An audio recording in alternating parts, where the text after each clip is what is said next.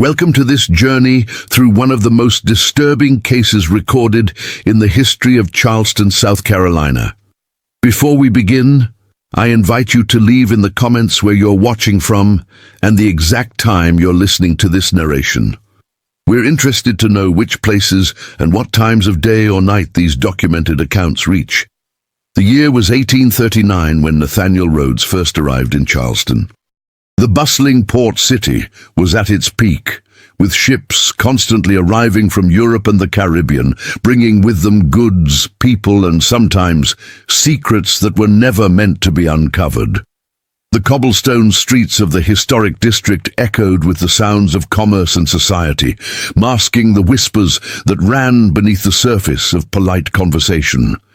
Nathaniel, a man of 32 years, had come from Boston with impeccable credentials and letters of introduction to some of Charleston's most prominent families. His manner was reserved but pleasant, his clothes finely tailored without being ostentatious. He had purchased a modest but respectable home on Trad Street, just 2 blocks from the harbor. According to the property records filed with the Charleston County Clerk, he paid in full, in cash. No mortgage was ever recorded. What drew attention, though discreetly at first, was that Nathaniel Rhodes arrived alone. No wife, no children, no household staff accompanied him on his journey south. In a society where one's position was partially determined by one's household, this solitude was unusual. More unusual still was his stated occupation. He had come to research and document the shipping records of Charleston from 1790 to 1820. A scholarly pursuit that raised eyebrows among the mercantile class. Within 3 weeks of his arrival, Nathaniel had secured permission to access the harbour master's archives. The curator of these records, a Mr. William Pinckney, noted in his personal journal that Rhodes spent hours meticulously examining manifests, particularly those from ships arriving from West Africa and the West Indies. His diligence would be admirable, Pinckney wrote, were it not for the unsettling intensity with which he scrutinizes certain entries, sometimes returning to the same document day after day. It was in the early days of June when Nathaniel Rhodes first encountered Clara Beaumont at a small literary gathering hosted by the Middleton family. Clara, 26 years old and unmarried, was something of an anomaly in Charleston society. The daughter of a respected physician, she had been educated in Philadelphia and had returned with ideas and interests that marked her as different. Her father indulged her intellectual pursuits, perhaps out of guilt, following her mother's death during a cholera outbreak 12 years prior. The gathering at the Middleton home was recorded in several social diaries of the time. Mrs. Eleanor Ravenel noted that Rhodes and Miss Beaumont spent an unseemly amount of time in conversation about historical matters. Another attendee, Judge Harrison Grimball, observed that their discussion seemed to grow quite intense at one point, with Miss Beaumont appearing visibly disturbed before excusing herself from the gathering entirely. What was discussed between them that evening would later become the subject of much speculation. According to the household staff at the Beaumont residence, Clara returned home in a state of agitation, immediately requesting that her father's medical journals from the years 1815 through 1820 be brought to her room. She remained sequestered with these volumes until dawn. The summer heat descended upon Charleston like a smothering blanket. The wealthy who could afford to do so retreated to summer homes in Aiken or the mountains of North Carolina. Those who remained moved through the humid days with a languid resignation. Nathaniel Rhodes, however, only intensified his research. He was granted access to the records of St. Philip's Church, one of the oldest in Charleston. The parish secretary noted that Rhodes had a particular interest in the burial records from a section of the churchyard that had been reserved for strangers to the city. Clara Beaumont began making regular visits to the Charleston Library Society. The librarian, Miss Sarah Frost, maintained a careful log of materials requested by patrons. Clara's requests took a decidedly macabre turn. Medical texts on tropical diseases, slave ship conditions, and curiously, several volumes on Charleston's history of quarantine procedures during yellow fever outbreaks. In mid-July, an unusual occurrence was noted in the Charleston Mercury newspaper. A brief item, tucked between reports of cotton prices and shipping schedules, mentioned that someone had attempted to access the sealed records from the 1822 yellow fever epidemic. The article speculated that this was likely the work of medical students from the college, but emphasized that these particular records had been sealed by order of the governor at that time. On July 23rd, Nathaniel Rhodes and Clara Beaumont were seen walking together along the Battery. This morning promenade was witnessed by at least 3 residents who later provided statements. Mrs. Catherine Huger recalled that the pair appeared to be in serious discussion, with Rhodes occasionally consulting what appeared to be notes. Clara seemed pale, even accounting for the parasol she carried to shield herself from the sun. At one point, they stopped walking altogether, and Clara appeared to sway slightly, as though overcome by the heat or by some disturbing revelation. The following day, Clara Beaumont did not appear at the weekly gathering of the Charleston Ladies' Botanical Interest Group, of which she was a founding member. Her absence was noted particularly because she was scheduled to present findings on medicinal uses of native plants. A servant was dispatched to the Beaumont home to inquire after her health, only to be told by the housekeeper that Miss Beaumont was not receiving visitors due to a nervous complaint. Dr. Beaumont was increasingly concerned about his daughter's state of mind. According to his private correspondence with a colleague in Philadelphia, Clara had become obsessed with a historical matter that she refused to fully explain. He described finding her one night in his study, surrounded by his medical journals, making notes about patients who had died under unusual circumstances during the 1822 epidemic. "She seems convinced," he wrote, "that there is a pattern to these deaths that has been deliberately obscured." August brought storms to the Carolina coast. The streets of Charleston flooded repeatedly, and the air hung heavy with moisture and the scent of decay. Nathaniel Rhodes expanded his research to include the records of the South Carolina Medical Society. His request to review the minutes of meetings from 1821 through 1823 was initially denied, as these were restricted to members of the medical profession. However, a letter of introduction from Dr. Beaumont eventually secured him access, a fact that raised eyebrows among the society's leadership. On August 12th, an incident occurred that was recorded in the daily log of the Charleston Watch. Shortly after midnight, a watchman on patrol near the old quarantine hospital on Sullivan's Island reported seeing lights moving within the abandoned building. When he approached to investigate, he found the door ajar but no one inside. What he did discover, according to his report, were fresh footprints in the dust and what appeared to be recently disturbed papers in what had once been the hospital's administrative office. The watchman secured the building and made note of the intrusion, but no formal investigation was launched. 3 days later, Dr. Beaumont sent for Dr. James Moultrie, a colleague and friend, to examine Clara. Dr. Moultrie's notes from this consultation, discovered decades later among his papers, described Clara as showing signs of acute nervous exhaustion. More troubling, she exhibited fixed ideas of a conspiratorial nature and spoke repeatedly about what was brought on the harmony and those who were never accounted for. Dr. Moultrie recommended rest, seclusion, and the administration of laudanum to calm her agitated state. As August drew to a close, Nathaniel Rhodes made an unexpected request to the city authorities. He applied for permission to exhume a grave in the stranger section of St. Philip's churchyard.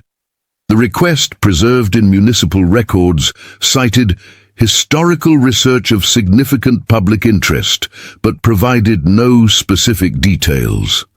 The request was denied by the church vestry, who expressed their shock at such an unusual and disturbing proposal. Clara Beaumont's condition continued to deteriorate. The household staff reported hearing her pacing in her room at night, sometimes speaking in urgent whispers as though conversing with an unseen companion. Dr. Beaumont finally made the difficult decision to send his daughter to the care of relatives in Philadelphia.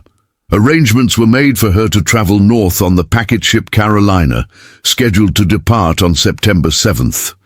The evening before Clara's planned departure, Nathaniel Rhodes appeared at the Beaumont residence on Meeting Street. The butler, who admitted him later, stated that Rhodes seemed unusually agitated, insisting that he needed to speak with Miss Beaumont on a matter of grave importance. Dr. Beaumont reluctantly allowed the meeting but insisted on being present. According to the butler, who admittedly listened at the door, Rhodes urged Clara to reconsider her departure, saying, "We are close to the truth. The connections are unmistakable." Dr. Beaumont eventually asked Rhodes to leave, but not before Rhodes pressed a small leather notebook into Clara's hands, whispering something that the butler could not hear. After Rhodes departed, Clara locked herself in her room with the notebook and refused to speak even to her father. The morning of September 7th dawned grey and threatening. A storm was approaching from the southeast, and the harbour pilot advised delaying the Carolina's departure until the weather cleared. Clara Beaumont never arrived at the dock. When servants were sent to her room to collect her trunks, they found the door locked. After repeated knocking went unanswered, Dr. Beaumont ordered the door forced open. Clara's room was empty. The window was open, the curtains billowing in the wind. On her desk lay Rhodes' notebook, open to a page filled with what appeared to be a list of names, dates, and cryptic annotations. Next to it was a note in Clara's handwriting. "Father, I must know the truth about what happened on Sullivan's Island. Forgive me." Dr. Beaumont immediately contacted the City Watch, and a search was organized. Messengers were sent to Nathaniel Rhodes' home on Trad Street, only to find it likewise empty. Neighbors reported seeing Rhodes leaving shortly after midnight, carrying a lantern and what appeared to be a small traveling case. As the storm intensified, the search for Clara and Rhodes focused on Sullivan's Island, based on Clara's note. A small boat was reported missing from the city dock, and a fisherman claimed to have seen a craft matching its description heading toward the island, despite the worsening weather. By nightfall, the storm had become a full gale. The search party that had gone to Sullivan's Island was forced to take shelter in the abandoned quarantine hospital, ironically the very building they had come to search. It was there, by lantern light, that they discovered evidence that someone had been using the building's old records room. Papers were spread across a table, and a map of the island was pinned to the wall, with several locations marked in red ink. When the storm subsided the following morning, the search resumed. Footprints were discovered leading from the small dock on the island's western shore toward an area of marshland to the north of the quarantine building. The tracks eventually led to what appeared to be an old burial ground, unmarked on any official maps. Here, the ground had been recently disturbed. Someone had been digging. What they found in that freshly excavated pit would become the subject of hushed conversations and official denials for decades to come.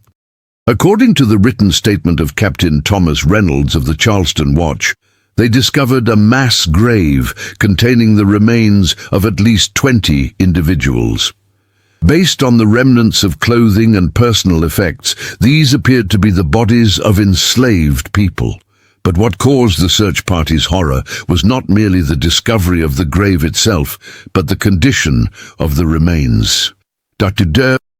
Joseph Johnson, who accompanied the search party as a medical examiner, refused to include certain details in his official report. However, in a private letter to a colleague at the University of Pennsylvania, he wrote, "The condition of the remains suggests a medical procedure of the most grotesque and unconscionable nature was performed upon these unfortunate souls. Evidence indicates surgical interventions that go beyond any legitimate medical practice. I cannot help but conclude that these individuals were subjects of experimentation rather than victims of disease. Nathaniel Rhodes and Clara Beaumont were never found. The small boat they presumably took to the island was discovered smashed against the rocks on the eastern shore. The official report concluded that they had likely perished in the storm while attempting to leave the island. Dr. Beaumont fell into a deep melancholy following his daughter's disappearance. His medical practice languished, and he became increasingly reclusive. In a final letter to his brother-in-law in Philadelphia, dated November 1839, he wrote, "I fear Clara discovered something that was never meant to be known. The Harmony and its human cargo, the quarantine, the epidemic that followed, all connected by hands that still have power in this city. I have been advised, in terms that permit no misunderstanding, to cease my inquiries." 3 weeks after writing this letter, Dr. Beaumont was found dead in his study. The coroner ruled it a case of apoplexy, but rumors persisted that he had taken his own life. The records that Rhodes had been examining were quietly removed from public access. The harbourmaster's logs for 1822 were reported damaged by flooding. The minutes of the Medical Society for the same period were destroyed in what was described as an unfortunate accident during cleaning. The section of St. Philip's burial records that had so interested Rhodes was found to be missing entirely. For nearly a century, the events of that summer faded from public memory, becoming at most a vague local legend about a northern researcher and a doctor's daughter who vanished during a storm. But in 1962, during renovations to an old building on Meeting Street that had once housed the offices of the Harbour Commission, workers discovered a hidden compartment in the wall. Inside was a waterproof tin box containing a leather-bound journal. The journal was that of Nathaniel Rhodes. Its early pages detailed his research into the fate of a slave ship called the Harmony, which had arrived in Charleston Harbour in June 1822, carrying an unusual cargo.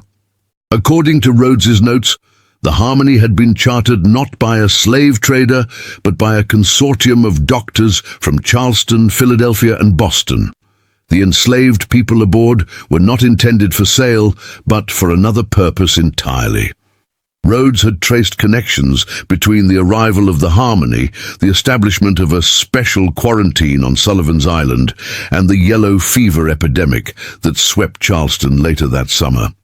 His notes suggested that the epidemic may have been not merely a natural disaster, but the result of what he termed medical procedures of an experimental nature performed upon unwilling subjects. More disturbing still were Rhodes' final entries, dated September 6, 1839.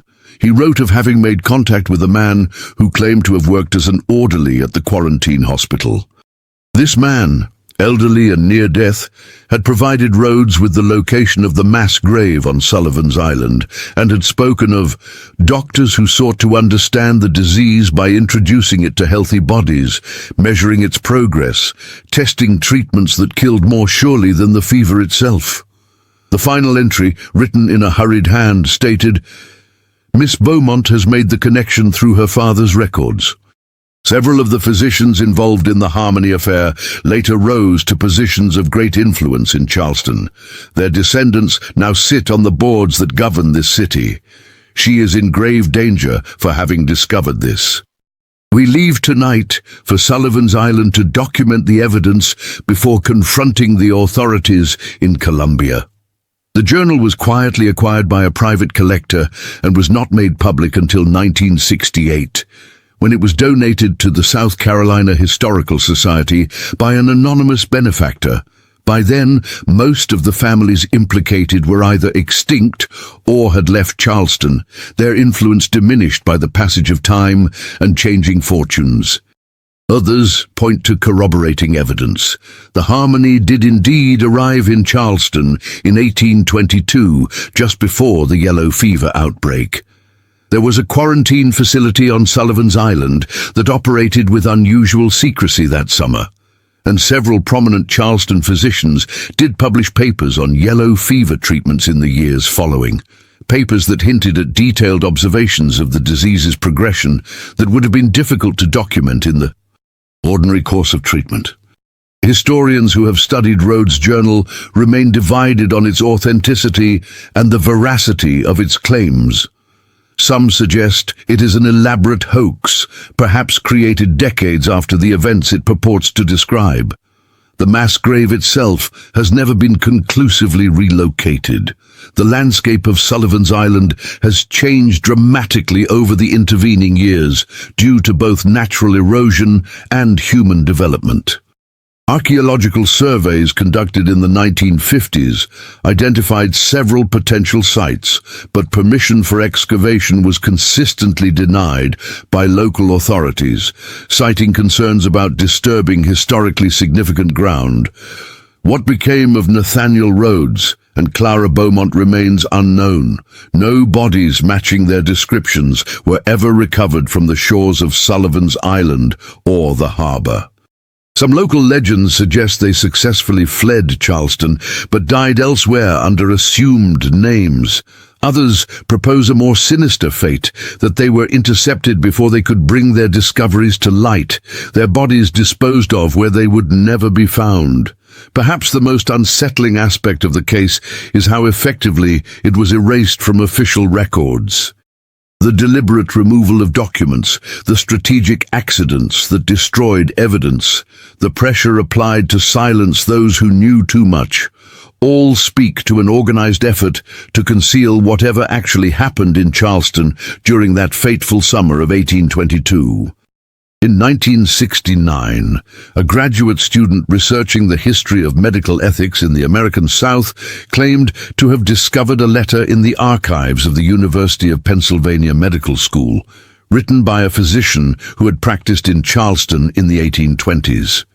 The letter, dated 1841, contained a cryptic reference to the Sullivan Island procedure and expressed relief that those who sought to expose our necessary work have been consigned to the same silence as the subjects themselves.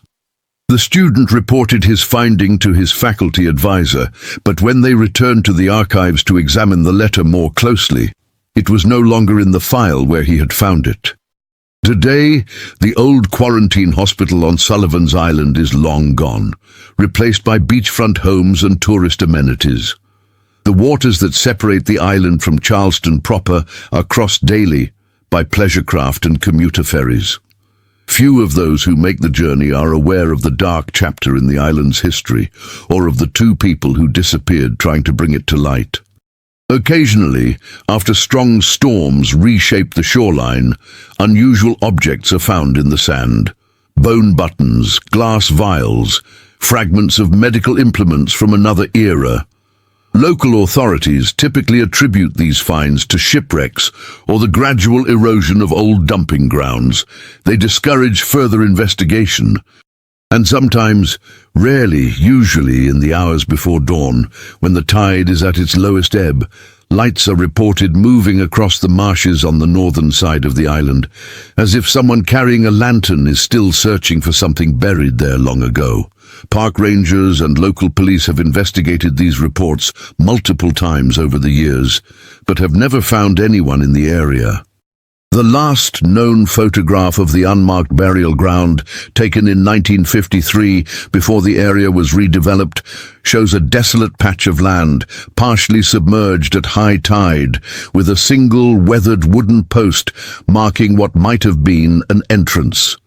The photograph resides in the collection of the Charleston Historical Society, incorrectly labeled as Abandoned Dock, Sullivan's Island, circa 1950. As for the records of the ship Harmony, the harbor logs that documented its arrival, the manifest of its human cargo, and the medical notes that may have detailed what happened to those aboard, these remain lost to history. Perhaps they still exist, hidden away in some private collection or buried in misfiled archives. Or perhaps they were destroyed long ago by those determined to ensure that some secrets remain buried, like bodies in unmarked graves that slowly sink into the marshlands, becoming one with the dark waters that surround Sullivan's Island. The truth about what Nathaniel Rhodes and Clara Beaumont discovered in 1839 may never be fully known. But in the quiet corners of Charleston's historic district, in the old homes where generations of the city's elite have lived and died, their names are still occasionally whispered with a mixture of fear and regret.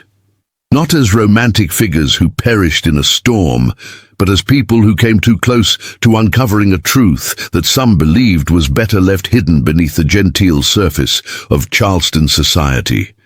And sometimes, on quiet nights when the fog rolls in from the harbor, shrouding the old city in mist, residents of Trad Street report hearing footsteps on the cobblestones outside. Footsteps that stop before the house where Nathaniel Rhodes once lived, as if someone has returned, still searching for answers, still hoping to bring light to one of the darkest chapters in Charleston's long and troubled history. In 1965, a retired history professor named Dr. Margaret Holbrook began researching the Rhodes-Beaumont disappearance. Her interest was piqued after reading Rhodes' journal at the South Carolina Historical Society. Dr. Holbrook spent nearly 3 years tracking down descendants of families mentioned in Rhodes' notes, searching for private papers that might have escaped the systematic removal of official records. Her most significant discovery came from the attic of a summer home in Aiken, where the great-granddaughter of Dr. James Moultrie had preserved a collection of her ancestors' personal correspondence. Among these letters was one dated October 1839, addressed to a colleague in London. In it, Dr. Moultrie expressed deep unease about the Beaumont girls' discoveries and the subsequent disappearance of both her and Rhodes. "I fear that what transpired on Sullivan's Island in 22 has claimed yet more victims," Moultrie wrote. "The experiment was ill-conceived from its inception, born of scientific arrogance and a disregard for the humanity of those deemed lesser. That we sought to understand the fever's mechanism by deliberate infection was itself unconscionable. That we selected subjects based on their status as property rather than persons compounds the moral failure. And now, to silence those who would expose this dark chapter, I cannot reconcile this with the oath I took as a physician." The letter suggested that Moultrie himself had not been directly involved in the original experiments, but had learned of them later through professional connections. His distress seemed genuine, yet he had apparently never spoken publicly about what he knew, perhaps out of fear or a misguided sense of professional loyalty. Dr. E. Holbrook's research also led her to property records showing that 3 of the physicians implicated in Rhodes' journal had purchased adjacent plots of land on Sullivan's Island in early 1822, just months before the Harmony's arrival. These properties included the area where the quarantine facility was later established. More tellingly, all 3 properties were sold within 2 years of the yellow fever epidemic, and all 3 doctors relocated from Charleston shortly thereafter, one to Europe, one to New Orleans, and one to the newly established Medical College of Georgia. In the spring of 1967, Dr. Holbrook applied for permission to conduct archaeological investigations at the suspected site of the mass grave on Sullivan's Island. Her application included copies of historical maps, excerpts from Rhodes's journal, and supporting documentation from her research. The Charleston Historical Commission delayed their decision for several months before ultimately denying the request, citing concerns about private property rights and the potential disruption of historically significant terrain. Frustrated but undeterred, Dr. Holbrook decided to approach the investigation from another angle. If she couldn't examine the physical evidence of the grave, perhaps she could find more documentary evidence about the Harmony itself. She travelled to Liverpool, England, where the ship had reportedly been registered, to search the maritime records there. What she discovered in the Liverpool archives was unexpected. According to the official registry, the Harmony had indeed sailed for Charleston in 1822. However, the ship's stated purpose was to transport medical supplies and personnel to assist with fever outbreaks in the southern colonies. The ship's owner was listed not as an individual or a trading company, but as the Atlantic Medical Research Society, an organization about which the archives contain no other information. Even more curious was the record of the Harmony's return voyage. The ship did leave Charleston in September 1822, bound for Liverpool, but it never arrived at its destination. Maritime insurance records indicated that the Harmony was presumed lost at sea, with all hands and cargo. Dr. Holbrook's notes, found among her papers after her death, speculated that the loss of the Harmony may not have been accidental. If the ship carried not only human cargo on its outbound journey, she wrote, but also detailed records of the experiments conducted at the quarantine facility, its disappearance would have been convenient for those wishing to erase all evidence of what transpired. By 1968, Dr. Holbrook's health was failing, but she made one final effort to uncover the truth. She placed advertisements in newspapers in Boston, Philadelphia, and Charleston, seeking information about Nathaniel Rhodes or Clara Beaumont from anyone who might have family connections or historical knowledge. Most of the responses were dead ends, amateur historians and curiosity seekers with nothing substantial to contribute. But one letter, postmarked from a small town in Maine, caught her attention. The writer, an elderly woman named Elizabeth Harding, claimed to be the great-niece of Clara Beaumont through Clara's maternal line. According to Ms. Harding's letter, her grandmother had always maintained that her Aunt Clara had not died on Sullivan's Island, but had escaped Charleston with Nathaniel Rhodes. They had fled north, she claimed, assuming new identities and settling in a small fishing village on the coast of Maine. They had lived quiet, reclusive lives, never returning to the South and never publishing their findings. Ms. Harding enclosed what she described as the only surviving photograph of the couple, supposedly taken in 1862 on the occasion of their 20th wedding anniversary. The photograph showed an austere middle-aged couple standing in front of a modest coastal home. The man's face was partially obscured by a beard, while the woman wore her hair pulled back severely from a face marked by hard years. Dr. Holbrook was initially skeptical of Ms. Harding's claims. The story seemed too convenient, too much like the happy ending one might wish for Rhodes and Beaumont, rather than the grim fate most historical evidence suggested. However, she arranged to visit Ms. Harding in Maine to examine any additional evidence the woman might have. Sadly, Dr. Holbrook never made this journey. She suffered a stroke in December 1968 and died 3 weeks later. Her research notes, correspondence, and the letter from Elizabeth Harding were donated to the South Carolina Historical Society by her niece, but remained uncatalogued for several years. When a new archivist finally processed Dr. Holbrook's papers in 1974, the letter from Elizabeth Harding was missing, as was the photograph it had allegedly contained. A note in the file, written by the previous archivist, stated simply, "Items removed by request of the Charleston Historical Commission for review, never returned." The most tantalizing piece of evidence to emerge in recent decades came not from formal historical research, but from an unexpected source.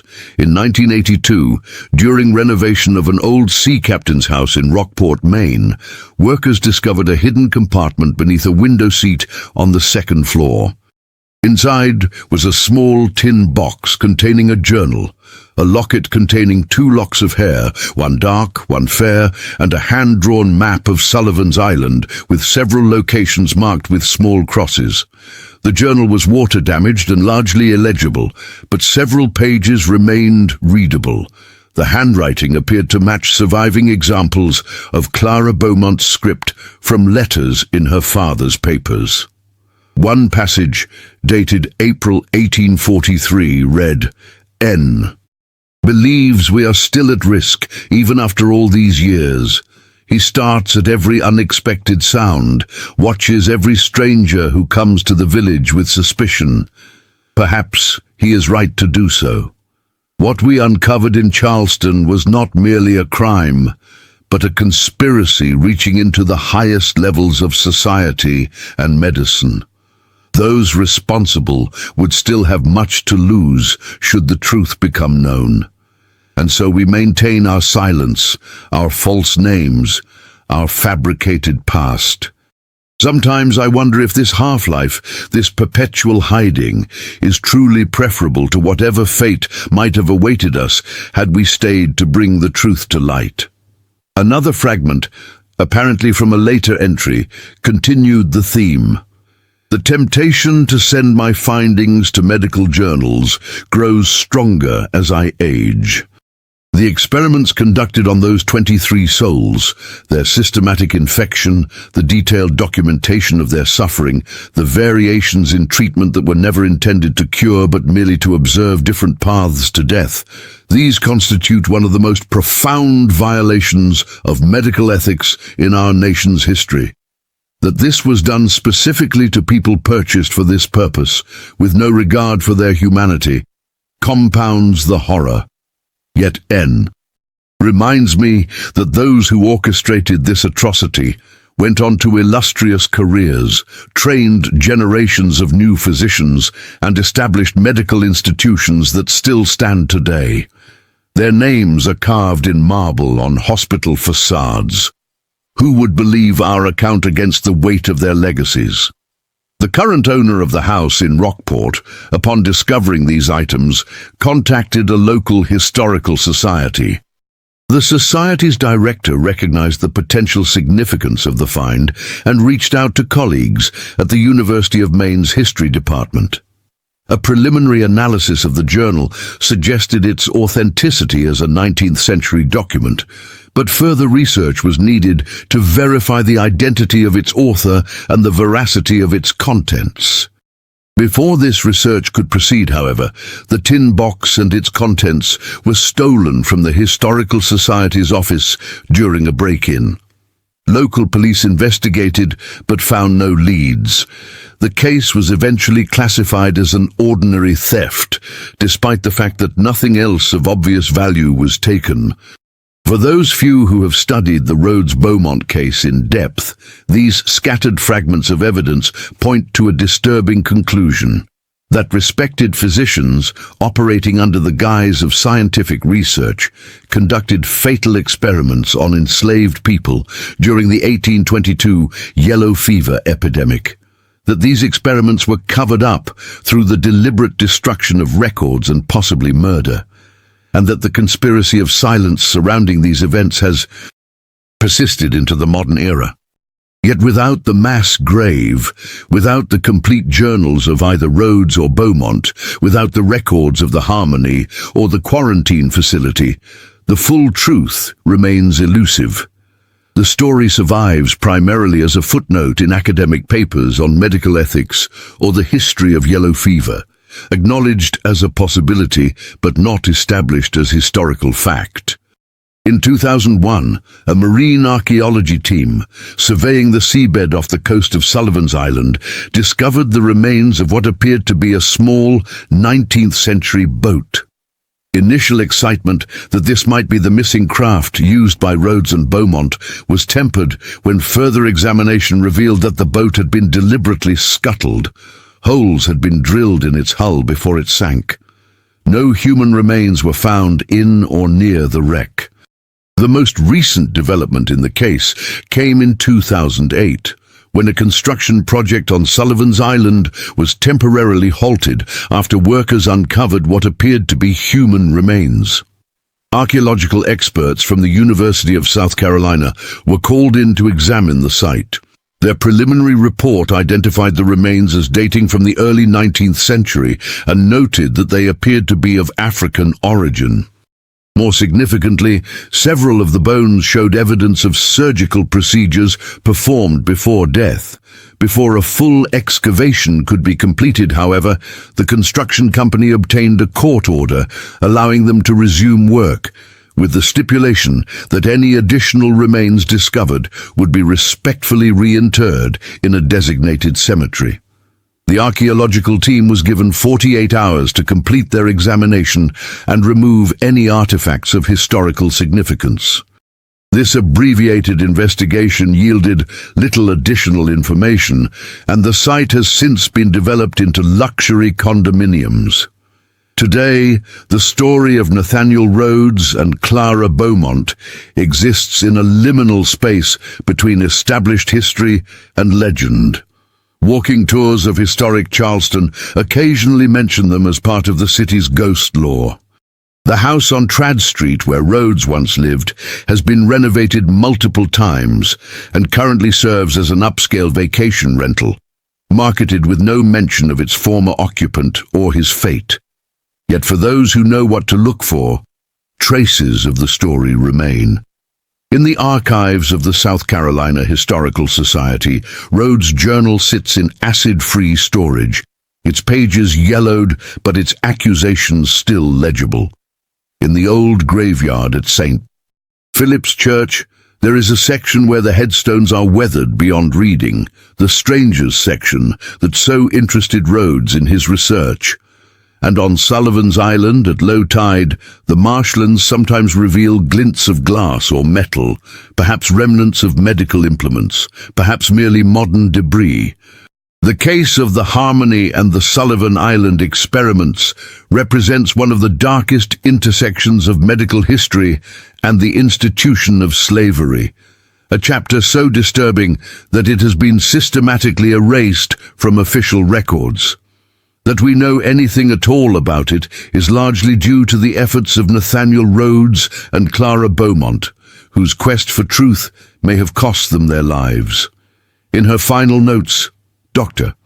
Margaret Holbrook wrote, "History is not merely what happened, but what we allow ourselves to remember. The systematic amnesia surrounding the Rhodes-Beaumont case speaks to more than just the protection of reputations. It reveals our national unwillingness to confront the most disturbing aspects of our medical and racial history. Until we are ready to acknowledge such chapters honestly, we remain vulnerable to repeating them in new forms." The marshlands of Sullivan's Island continue to shift with each tide and storm, alternately concealing and revealing their secrets. What other evidence might lie buried there, slowly sinking deeper into the mud with each passing year? What other documents might be hidden in attics, misfiled in archives, or sealed in university collections, awaiting discovery by someone willing to piece together this dark puzzle? And what of Nathaniel Rhodes and Clara Beaumont themselves? Did they truly perish in the storm of September 7th, 1839? Were they silenced by those who wished to protect a terrible secret? Or did they escape to Maine, living out their days in anonymity, carrying the burden of what they knew but could not safely reveal? Perhaps someday the full truth will emerge. Until then, their story remains a whispered caution about the price of knowledge and the lengths to which power will go to protect itself from accountability. Like so many uncomfortable truths in American history, it lies just beneath the surface of the official narrative, waiting for someone brave enough or foolish enough to uncover it.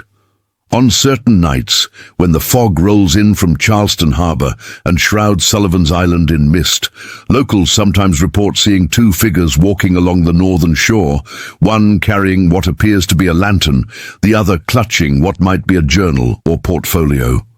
They move with purpose toward the marshlands, as if still searching for evidence, still seeking justice for those who lie in unmarked graves, still hoping to bring to light what has so long remained in darkness. Those who have glimpsed these figures say they vanish when approached, leaving behind only footprints that the incoming tide quickly erases. Just as time and tide have nearly erased the story of Nathaniel Rhodes and Clara Beaumont, two people who dared to ask questions about one of the most disturbing medical experiments in American history, and who may have paid the ultimate price for their curiosity.